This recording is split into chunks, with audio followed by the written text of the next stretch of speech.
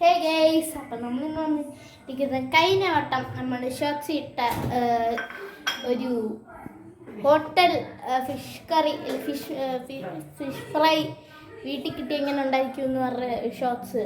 അത് ഇപ്പം നമ്മൾ അതിൻ്റെ റെസിപ്പി ഇനി കാണിക്കാൻ പോവുകയാണ്. അവിടെ ഇവിടെ മസാല ഇവിടെ മസാല തേച്ച് വെച്ചിട്ടുണ്ട്. അമ്മ അതിൻ്റെ റെസിപ്പി പറയും, ഉണ്ടാക്കും, ബാക്കി കാര്യങ്ങൾ ചെയ്യും.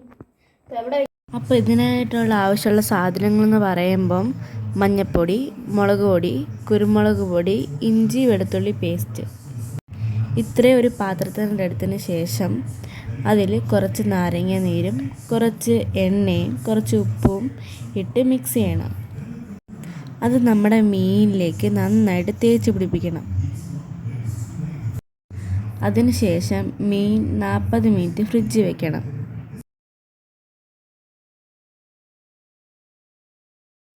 ഇവിടെ നമ്മൾ ഉപയോഗിച്ചിരിക്കുന്നത് നെയ്മീനാണ്.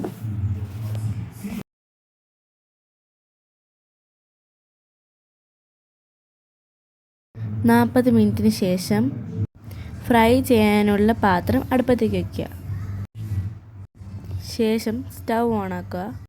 പാത്രം ചൂടായതിന് ശേഷം അതിൽ കുറച്ച് വെളിച്ചെണ്ണ ഒഴിക്കുക.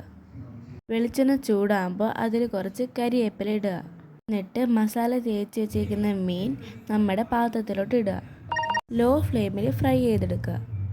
ഒരു വശം നന്നായിട്ട് മുരിഞ്ഞതിന് ശേഷം മറിച്ചിടുക. അപ്പോൾ നമ്മുടെ നെയ്മീൻ ഫ്രൈ റെഡി ആയിട്ടുണ്ട്. നമുക്കതിനെ ഡെക്കറേറ്റ് ചെയ്യാം. ഡെക്കറേറ്റ് ചെയ്ത പ്ലേറ്റിലേക്ക് നമ്മുടെ ഫിഷ് ഫ്രൈയെ മാറ്റാം.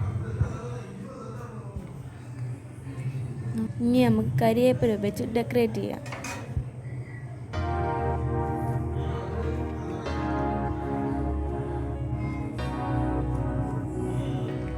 അപ്പോൾ ഗീസ്, അപ്പോൾ നമ്മുടെ അമ്മയുടെ സ്പെഷ്യൽ ഫിഷ് ഫ്രൈ എല്ലാവരും വീട്ടിൽ ട്രൈ ചെയ്ത് കാണണം. നല്ല ടേസ്റ്റാണ്.